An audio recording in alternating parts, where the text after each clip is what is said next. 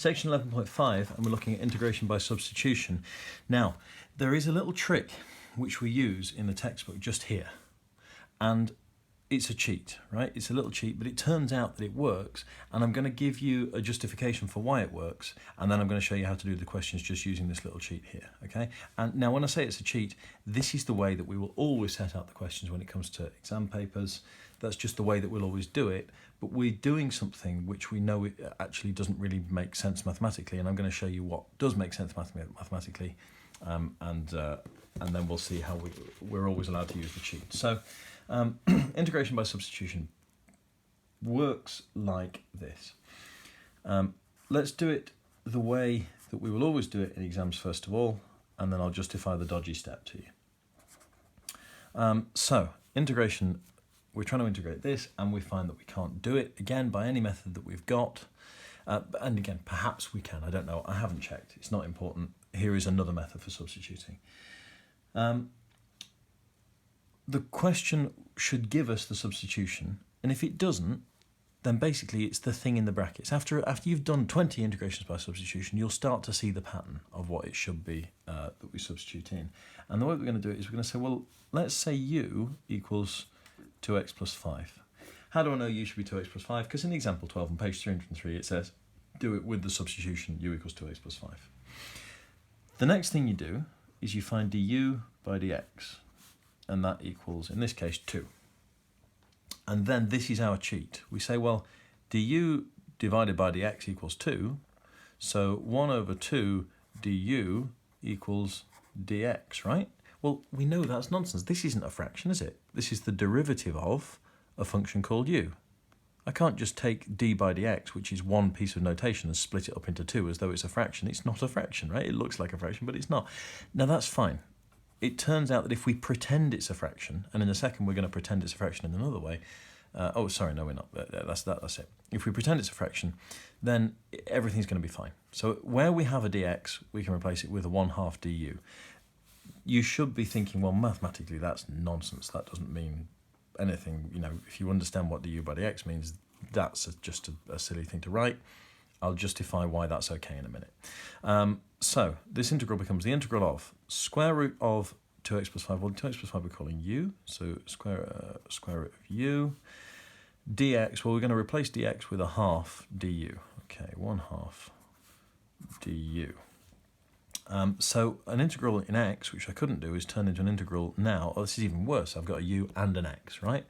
Well, except that x, I should be able to write that in terms of u, shouldn't I, if I think about it? X equals u minus 5 divided by 2. So integral of 1/2 u minus 5 all divided by 2 square root of u du. All right? So I've changed the integral. I started with this integral, and now I've got this integral. Well, it still looks pretty nasty, but it'll turn out that this is an integral that now we have got a way of doing, and this is our way of doing it. Let's take this half here and this half here. That makes a quarter. U minus 5, u to the power of a 1/2 du. I'm going to use a trick we haven't done before, which is I'm going to take this quarter and put it out the front of the integral sign.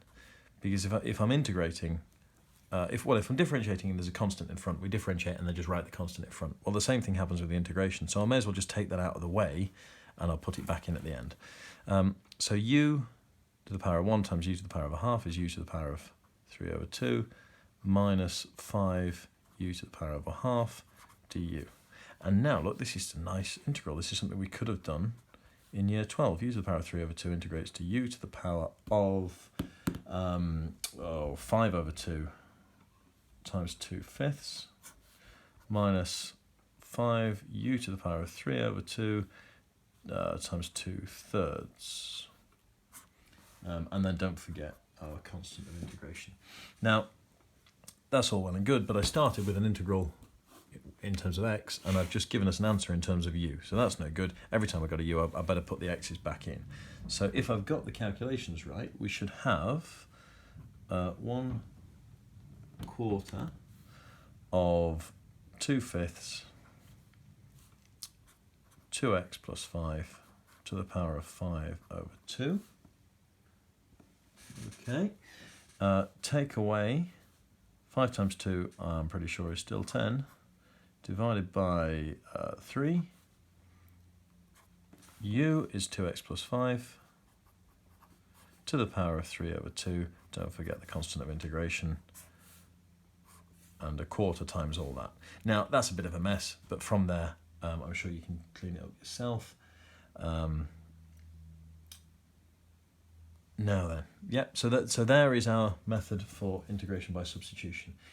You'll notice that in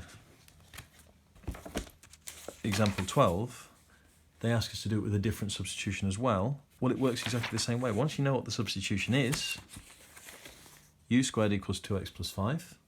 You differentiate. Well, here we need to use a little sneaky bit of implicit differentiation. Do you see what I keep saying? You need to know that chapter 9 stuff really well. So the derivative of u squared is 2u du by dx, and that equals 2x plus 5, so that equals 2. So we treat this as though it's a fraction. We divide by the 2, and we can then sort of substitute everything in. So instead of a u, we've got square root of 2x plus 5. We put everything in here. Instead of a dx, I'm going to write 2u du divided by this 2. So in other words, I've got u du instead of dx. And that goes in there. Expand all the brackets out. This is now something we can integrate, and we're away. Okay? If you do the same thing each time, u is supposed to be this. Write it down, differentiate it, pretend that this is a fraction, and rearrange it to get dx on its own. In your integral, replace dx with whatever you've got. So in this case, we're going to replace dx with 1 over cos x du. Okay? And sorry, I just noticed the book are doing this slightly differently to me, so I will actually do example 13 rather than just pointing at it. So we get u equals sine x plus 1. We get du by dx equals cos x. I'm going to pretend to rearrange that, so I always like to put this in inverted commas as 1 over cos x du is equal to dx. We know that's sort of a bit of mathematical nonsense, but that's fine. My integral becomes cos x sine x. 1 plus sine is what I said is going to be u. And then instead of a dx, I'm going to write 1 over cos du.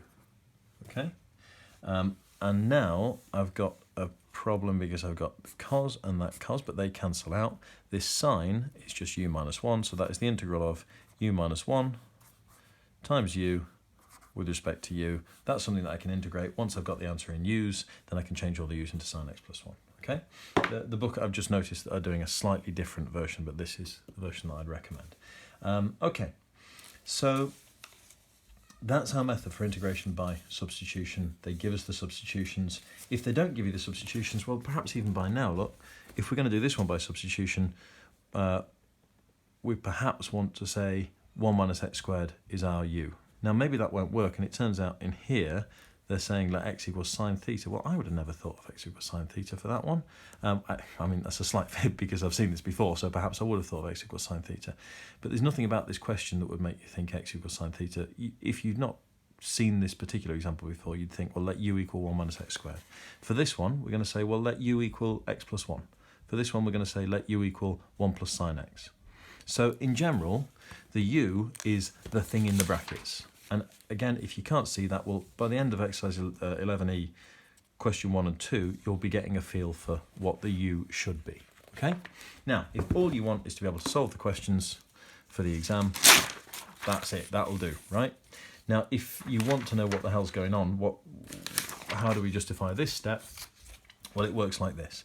The integral of f of x dx, it turns out, is the same as the integral of f of x dx by du. Okay, now in a second I'll prove that fact, but let's just stop and think about what we've done for a minute. In this example, look, we had the integral of something or other dx. And what I did was, when I rearranged this, I took this bit here and I divided by it and put it over this side. Well, 1 over that is dx by du. 1 over cos x. Okay, so that bit there is 1 over cos x, and if you believe this fact, then I've got f of x, which is what I had before, which is this lot here, times dx by du, that's my 1 over cos x, du. So instead of integrating with respect to x, I just times by dx by du and integrate with respect to u. Well, that's what I'm doing every time I do this du by dx. I take this down here and I put the dx up there, but what I'm doing is taking du by dx and doing 1 over it. Well, 1 over du by dx is dx by du. Right? So all I've got to do now is prove this bit of formula, and you'll trust me that then, well, you don't have to trust me, then we've proved that works. Now, it turns out that this formula is useful later on in the parametric integration chapter as well. So it will come in handy. So the way we're going to prove it is I'm going to do this. I'm going to take this and I'm going to differentiate both sides. Now, listen, this is something which every year when I come to it, I have to come up with a justification for this, and I have to fiddle around, and I haven't got a neat version, frankly, but I always end up with coming with something which looks convincing. I'm sure if you Google this, you might find another explanation, and maybe that will be a better one for you. But the way I'm going for is I'm going to differentiate both sides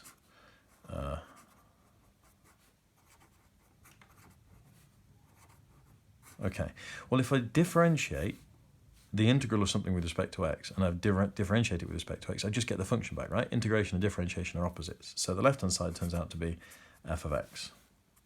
Okay, now what does the right-hand side turn out to be? Well, here, I'm trying to differentiate this thing. This is an integral with respect to u, and I'm trying to differentiate with respect to x. So that I'm in a bit of a mess, but what if I do this? If instead of differentiating with respect to x, I differentiate it with respect to u,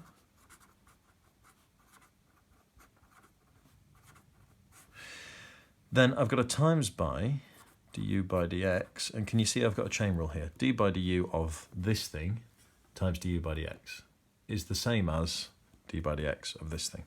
So in this case, I'm now differentiating with respect to u an integral with respect to u. So if I differentiate and integrate with respect to u, I get the thing back. Well, what was the thing? It was f of x dx by du, and then times by du by dx. And we know that this times this, well, this is 1 over this, right? So I can cancel that out. So I get an f of x on this side. So if I differentiate that, I get f of x. If I differentiate that, I get f of x. So, sorry, differentiate that with respect to x, I get f of x. Differentiate that with respect to x, I get f of x. So these two things must have been the same in the first place, right? So that's my justification for using that fact. And if that fact is true, if this fact up here is true, which it is, then I can pretend that this thing is a fraction, because when I pretend this is a fraction, what I do is I divide by du by dx, which is the same as timesing by dx by du, which is what we need to do. If you prefer to use this, if you prefer to say, well, I'm not going to integrate with respect to x, I'm going to integrate with respect to u, then what you need to shove in is a dx by du. Well, that's fine, that'll work just as well. The way you get it is you've got u in terms of x, you differentiate u with respect to x, that gives you du by dx. You need dx by du, so you do 1 over it, shove it in, and everything should work. So, we're getting pretty serious now. Everything's getting a bit nasty and fiddly, but that is section 11.5, integration by substitution. Good luck.